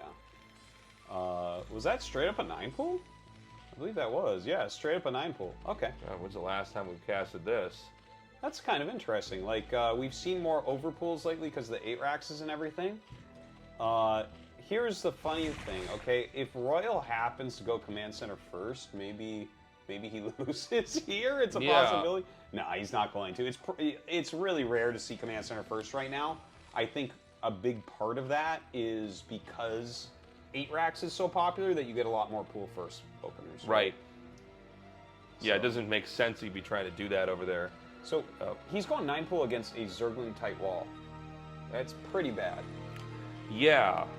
I feel like we don't get to cast the early pool games very often here. But this doesn't look like it should work. We got the drone one with the cross-spawn scout. Now, keep in mind, sometimes Terrans will get completely blindsided by the rush. Something happens. Sure. You know, a building is lifted or the wall-in's not finished. You know, something like that. That could be a real issue here. So we want to watch. You know, the Barracks is going to be done in a second here. Is he going to make a Marine and complete that wall-in, or is he going to be going for that command center? Because 6-lings are inbound. Yeah, he's trying to block that depot a little bit here. I don't think he's going to get too much done. This really doesn't look very dangerous. And in fact, his SCV just ran into the Zerglings. So the Zerglings actually killed the SCV. Oh! An Artosis SCV. It just pops to the outside over and over till it dies. I love it. 6-lings are coming down. But again, I mean, you sacrifice a lot to get this many Zerglings out here. The Marines are going to be spawning on the bottom left side of the barracks, like everything spawns from buildings in this game. So they're going to be safe and comfortable. I don't think this can do anything. It doesn't do anything for sure. He did kill 2 SCVs on his way over. So Sure. at least that's like a little bit, right? He killed the scout and then the one that was, you know, making the depot. So that's something. It's like a little bit of value that he wouldn't have got without the 9-pool build. But you know, obviously you look at this and you say, okay, Royal has to be feeling pretty comfortable. Right. Okay, I lost 2 SCVs, but it is a 9-pool, so it's not a super great build. Yeah, and so from the Zerg's perspective, can you go into a normal game from here, or are you really lagging behind? You can. There's a few different builds that follow up 9-pool. One thing that was popular for a little bit was taking your third base, then your gas. But we see that he's going for the, the 2 hatchery fast gas build here. So it kind of looks like he's just going to play it normally and just say, okay, he's a little bit behind economically from where he could be. You can make that back, Right. There is play there. It's harder than it would have been. But again, he did get those 2 SCVs. And right now, Royal is playing very, very blind. So at least there's that. And we've got that layer coming along here. There's going to be a Spire thrown down a little bit. Possibly the second gas as well. But, I mean, this is a pretty easy game here from Royal. There's nothing quite nicer than being rushed and having no issue stopping that rush at all. Like, it's just your build order turns out to be totally fine against it, and you kind of just let the game run its course. Yes. Yeah, especially a wall like that. There are, like, if he had been top left or something, it would have been so much stronger. It's crazy. Yeah. But, those other 2 spawns, not as much. It's funny how much things like that really factor into the power of your builds. It's like, yeah, I'm doing this rush build. Let's see what spawn he is, what his walling looks like, and, If that had been C, he would have killed him. Okay. We've got the scanners coming down now. There's a couple more lings that have been made here. He's going to see that the Spire is halfway there. Is this a mass ling all in? It's a lot of lings, and actually, so the scan in the main base, Beast did a trick here. Yeah. He has a lot of drones at the natural. A lot of times you scan the natural. The natural is the most scanned location in TVZ. Right. And so if you take drones from your main and saturate the natural fully, it makes it look, if they only scan there, like you're droning regularly. But he scanned the main and saw 5 workers, you just don't lift your wall. Yeah. Because there's a ton of links. Like, there's no reason for there to be so few drones in the main base, other than you transfer them to the natural to try to trick him. And look, he's making a bunker and turrets. I was going to say, like, if he just has what he needs, he's going to be okay. A wall-in, bunker, turrets, all that. I mean, against a Zerg that's been trying to be a little bit sneaky. I thought for a second it was going to be like one of these PvZ wall busts where you just make a bunch of lings and try to kill the depots. But this also makes sense because the Terran has to lift that building off eventually. And He was super hoping that Royal would try to push out to force sunken colonies. That was the play. And that happens a lot, where like the Terran will move out and then suddenly the Zerg is like, ha ha! I made mass speedling, which sucks against a wall. But you moved out, so they killed all your units and they win. That is not what has happened here. So he's really sacrificed a lot of economy. These mutas are going to have to do some heavy lifting. Yeah, and I think that at this point in time, Royal's just playing so comfortably. He hasn't really missed a beat in any way. We got more and more mutas hatching. The Queen's Nest has gone down here. So on 2 bases, he's already going right into those queens. Or at least the Queen Nest tech. I don't know that he's going to make a queen necessarily. Probably not. But it could be, we're joking about it earlier, but it could be Guardians, could be really quick. I think it is Guardians this time. That's my guess, at least. It might be something absolutely wild, like maybe he tries to go very fast Defiler here with his things or something. That doesn't feel right. It's not seems very like good. You would have to get lurkers, right, if you're going to get the Defilers. But there's no other tech to accompany the Hive that's already started here. So you're probably right that it is Guardians. Unfortunately here for Beast, the turret placement is amazing. Like, he's got really, really, really strong turrets. Looks like he already has the armory. He has 1 starport, so he's going to be making Valkyries. There's the Hydros Den on the way. Hive going to be done pretty soon. We don't have an add-on on the factory. Like, I don't know. Maybe he tries 2 base, get lurkers up there. Again, if you get 5 lurkers in front of the natural, Marine Medic can't break it. Yeah, another scan comes down here. He's looking for that 3rd base, but there is no 3rd base here. Just getting whatever damage off he can on these Marines that are out. Still no add-on. So, like, we don't know yet if he's going lurker upgrade or he's going to go for the Greater Spire. Yeah, we're going to see in a second, though. So the Valkyrie is going to be able to aid in driving these mutas back here. I mean, with more and more turrets coming down, I don't think he's going to be able to get anything really done. Yeah, the Muta's trying to stay out of range of these Valkyries and Marines. How is the Devourer against a Valkyrie? It's good. It's good against it, yeah. Like, the Valkyrie can't really kill it. But a lot of times what you'll do is you'll just target the Guardians with it to get the extra damage. Or any Mutas that are there. Okay, so there's the Defiler Mound. Yeah. Yeah. Dude, this is pretty rough. This is pretty rough. Like, I would feel completely comfortable. I would feel, like, against Beast confident in this game. Because Royal just has, like, the perfect stuff against this. He's got multiple Valkyries. He's scanning. He sees that the Lurkers haven't even started. I don't know what Beast can do to win this. Yeah, the bunker is full enough. The counterattack is never going to happen or work here. He's going to move out. He might actually get to those Lurkers right before they end up hatching. Yeah, he does get there, but the Mutas are coming back. The Valkyries are not there. Oh, he just runs through everything, man. Oh, Drone's trying to be pulled to the side. Mutas come up to fight. There aren't Valks here, but I don't think it matters. And the Lings are going to come up here with the rest of this, too. A lot of drones have been killed off. The spread here from the infantry is, like, pretty insane. But he got a lot of damage off. Yeah, he certainly did. A good amount of drones died and everything as well. Only 3 drones remain at the natural. You know, he has this one opportunity that, like, he can make a Defiler. I'm sure he has Consume on the way. If he makes a Defiler, goes across the map, rallies Lings for food, maybe he could Dark Storm push the natural? The thing is, I feel like here I would make, like, half Firebats, half Marines, and just rally everything in front. Because, like, it doesn't matter how bad your trade is as long as this does not get into your natural. Well, I mean, with 2 bunkers, it's going to be hard to imagine that happening. The depots are going to take a little while to be killed off. There's already a tank back here. We've got a vessel ready to detect. I mean, we might just actually see the Zerg leave the game. Yeah, it's possible.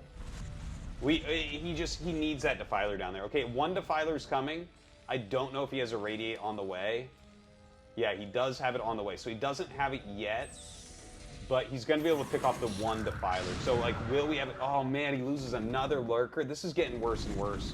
We're, like, down to Lurker numbers where you can actually break that with Firebats. Yeah, exactly. You want, like, 6 or 7 Lurkers. You want, like, a high amount where anything that kind of goes in that path gets obliterated. Instead, he's actually pushing out, which means the Darkstorm Cloud is going to be a lot harder to get that landed over at the natural. Okay, he gets down 1 Dark Swarm. Their Radiate's going to come out now. There it is. A Radiate onto that Defiler. A second Defiler comes. He throws Dark Swarm down on top of the tanks. This is his one chance right now. Beast pushing forward. He's just got to be making Firebats. That's all you do here. Is you spam out Firebats and Siege tanks. Yeah, Firebats are not, like, they're not good against Lurkers, but in low numbers it really doesn't matter. We've actually got Firebats firing from the bunker. There it is, GG. Royal is going to go on. Yeah. Beast, you know, he could do it once, but could he beat Royal in multiple games back-to-back? It seems like Royal already has adapted. Yeah. You know, Beast had a decent plan of hiding his drone count at his natural, because that's normally where it gets scanned. Right. If he had left full drones on the main, Royal may have moved out, and he may have been able to surround that with his mass Zergling and been way ahead. So he took a pretty big risk, but Royal figured it out. So that's the end of Beast's story here. But I do think he played very well tonight overall. Yeah, I enjoyed his games quite a bit. I think he got tricked pretty hard back there in that winner's match, and unfortunately his aggro play didn't pay off in the end. But he's a good player, and I'm sure he's going to be back in many more ASLs to come. And here we're seeing what that move out looked like. It looks like a counterattack was wanting to come in, and he actually turned. So he sees all this, so he stims into the bunker, sends the bio across because he had just scanned that the Lurkers hadn't started yet, and he sends the Volk Soul because he knows that the counterattack is, like, basically the only chance left. So this was some really great decision making that we had. And look at that, he's only on 19 drones this whole time. Like, just such a low economy. I mean, it's funny because it might have looked initially like the Zerg just dominated this attack, but so many drones were killed off here, there's no economy that you can recover from here with this. Yeah. And of course, when the Defilers are done, it's so much more important to, you know, just be making attacking and push it and try to get the kill that there's just no way to play cash ups. Yeah. Great hold there from Royal, and he'll be happy to be going on to that round of 16. He's had a rough time since his championship. Hasn't been doing as well in ASL, so we'll see if he can kind of recover that. Yeah, fun games. ASL 시즌 17 24강의 마지막 And that's a wrap for our final group of the round of 24, Group F of ASL 17, with Royal joining the round of 16 as our last player. Congratulations. Thank you. 7시즌 연속 16강 You've made it through to the round of 16 for 7 seasons in a row now. 최종전을 거쳐서 Your path today wasn't easy, having to fight in the losers and elimination matches. Let's hear how you're feeling in this ever so important season to you personally. I was especially nervous. Could it be perhaps because I knew I had to advance? I ended up making a lot of mistakes, all the way to the last game. But I stayed focused till the end, and thanks to that I advanced. I wonder if perhaps the reason you got so anxious today is because of that first game against Beast. He went for an expansion at the 12 o'clock, and then super fast Lurker Defiler. You first got shaken up by the Mutus real good, but ended up getting busted by Lurker Defiler shortly after. What went through your mind then? I thought, really? I'm already falling apart from the start? From the first time I engaged the Mutus, I could tell my control wasn't on point. My hands weren't working properly. I ended up taking a lot of damage from the Mutus. Got a little upset. Still, I preferred to meet Rain today because I'm more confident against Protoss and had some builds prepared. So my nerves got back in check after I beat him in the losers match, and that let me win the elimination game. You said you went into that game against Rain with a build, but honestly, there were quite a few moments of crisis. While the timing of your first move out was good, Rain managed to block it really well. First, he stopped your push down in the natural, and then countered with Dark Templar. So much so that you couldn't even reinforce. After that, he managed to re-expand, but you followed up with another strong timing. Did you decide that was the right move before you saw Rain going for a third? Honestly, I didn't expect the Dark Templar to show up, so I got more than flustered. I thought I had lost when he cleared the natural. I considered whether I should also get a third CC or just find a timing in response to the 3 Nexus play, and came to the conclusion that expanding again would not yield a victory. Well, you had another shot at fighting Beast in the elimination match, and in the end, managed to move on to the round of 16. Well, perhaps the anxiousness will grow with each consecutive match now, but I do hope today's round of 24 proves a good remedy for that. What do you want to show the people this season?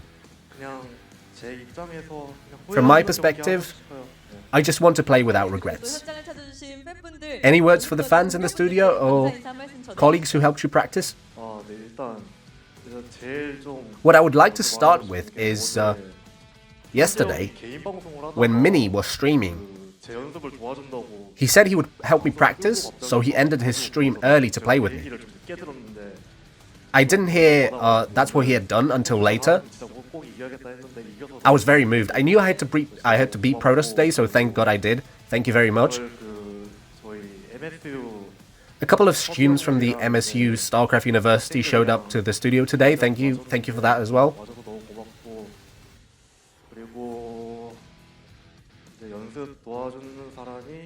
Also, JYJ, YSC, Mini,